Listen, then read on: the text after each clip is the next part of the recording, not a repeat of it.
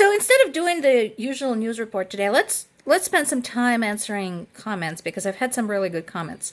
You're absolutely right. So it is difficult to prioritize in terms of how do you minimize the damage, what do you cover first? And as you said in your other comment, any system can fail.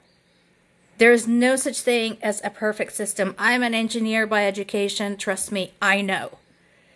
So in addition to figuring out whether to protect military objects, government buildings, or civilian targets, let's not forget that Ukraine is a gigantic historic site.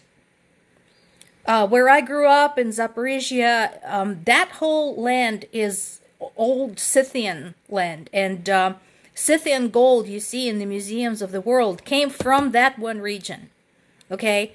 And plus, Kiev, of course, is a historic city. There are buildings there that are 10 or 11 centuries old.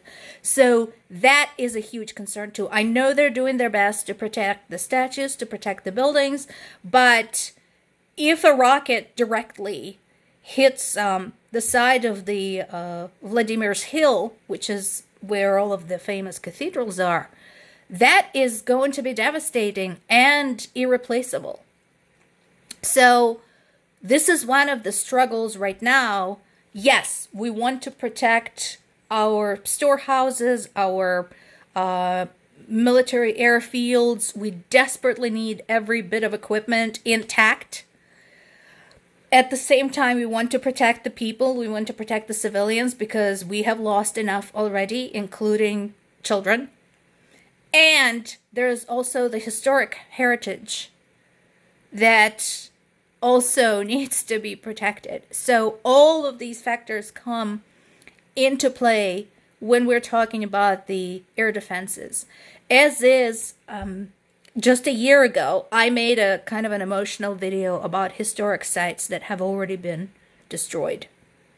There's already been irreparable damage done to Ukraine's heritage and to the world heritage.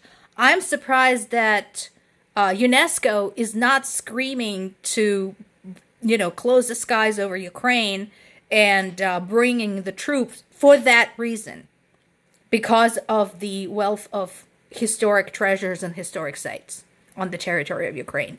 So that is definitely a challenge, and I'm just hoping we'll get more ammo.